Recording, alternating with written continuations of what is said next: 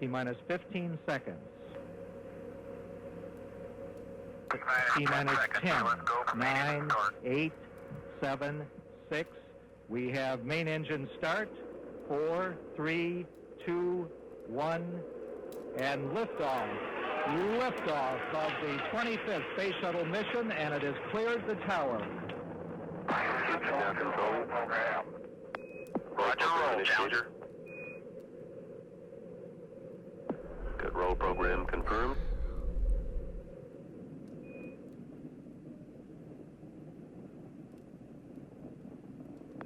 Engines beginning throttling down now at 94%.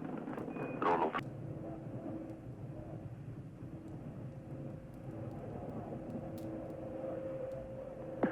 Flight controllers here looking very carefully at the situation. Obviously a major malfunction.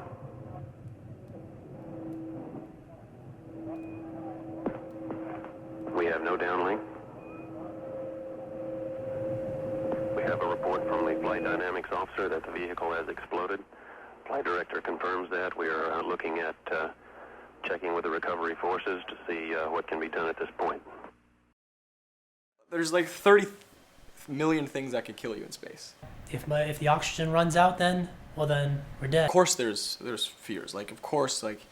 Just the atmosphere is toxic to humans. You know, you might be too close to the sun and a solar flare might get you. That's it, you're done. There are so many variables that can go wrong. You can tumble until you die, basically, in space. So it's the worst place. The worst thing that could happen to you in space is not really that different from the worst thing that could happen to you on Earth. I guess it's some kind of horrible death. Everyone knows it's weird. Everyone knows it's scary. Everyone knows it's, empty. I want to be the guy that I tackled it.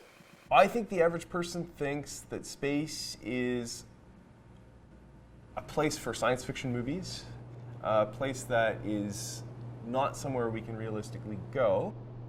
My fascination with space began when I was like a little kid. I remember playing in the backyard or something. It was like getting dark. My mom called me inside, and for no reason I just kind of stayed outside and looked up for like an hour. It brings a feeling that you're small but you're big in your own way.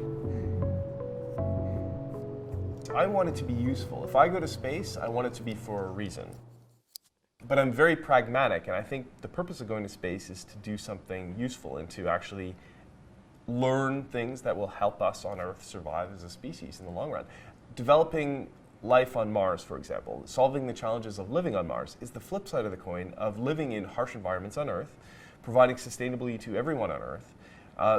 That ability to recycle your water and energy and develop closed system life support is tremendously useful for benefiting the standard of living of everyone on Earth.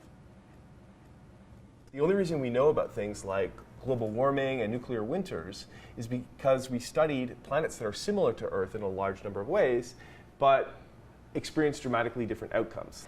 Just the process of researching space and figuring out how we can explore can help us come across a lot of different discoveries and inventions that can help us here on Earth. Venus is a cauldron because it has a runaway greenhouse effect. Mars experiences dust storms that obscure the sun. These are phenomena that we can recreate, sadly, on the Earth with nuclear weapons and other environmental destructiveness. Space travel has helped us build new fuel systems and water systems. So it's a lesson. Going to other planets is a lesson. And maybe we can figure out how to modify those environments to make them more suitable for humans. Researching space definitely helps everyday people as well here on Earth. Right now, our civilization is so intertwined with our technology that if we had massive failures of many of our technologies, we could see a collapse of our civilization. So understanding as much as we can about technology is really important. It's what's the finish line. It's like that's what it is. There's a ticking, big, fusion bomb at the center of our solar system right now. Whenever the sun dies, we better not be close to it. If we're not somewhere else and not set up, then that's it. That's our little message on the tombstone.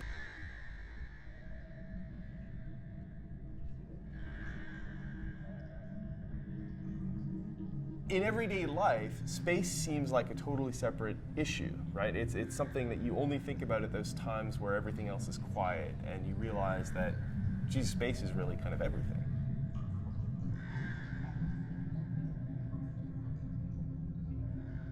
Space is somewhere special that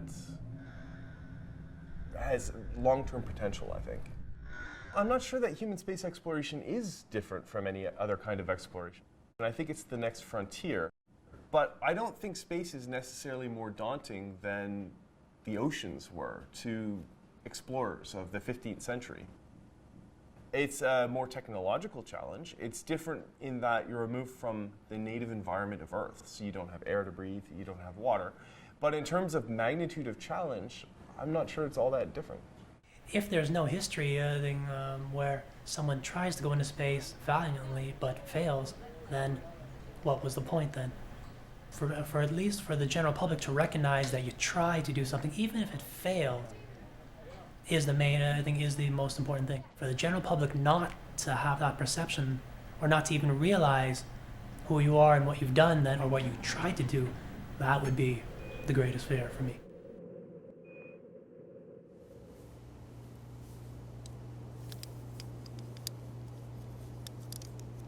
During Apollo, when we went to the moon, the number of scientists and engineers doubled. Children were really interested in that and wanted to take part of it. It's a beck and call to young people. It says, if you learn your science, you can be part of this great adventure. If someone gives me the opportunity to go into space with a 50% survival rate, I'll take it. Why not? 50% survival rate, I'd say that's more than enough. I do really want to go to space. I've dreamt about it for as long as I can remember. Literally, I've had dreams about going to space. Old history books are two-dimensional, right? They're just, people went from this piece of land over this chunk of water to this piece of land. This just takes it out of the book. Like, there's no book yet. Well, how would your ancestors feel if you went across the Atlantic never to see them again, which is what most of our ancestors have done? It sounds crazy to people who live in our modern world of conveniences and instant food, but to someone from 200 years ago, this would sound totally normal. It would sound like a perfectly reasonable thing to do.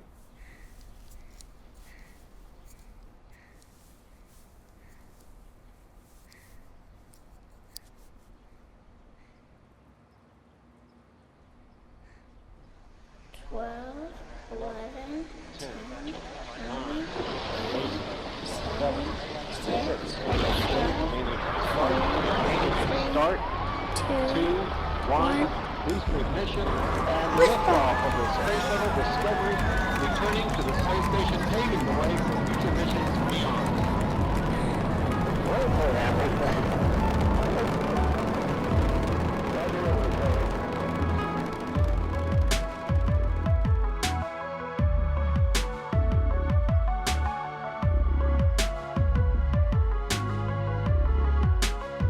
There's a whole universe out there that we will explore.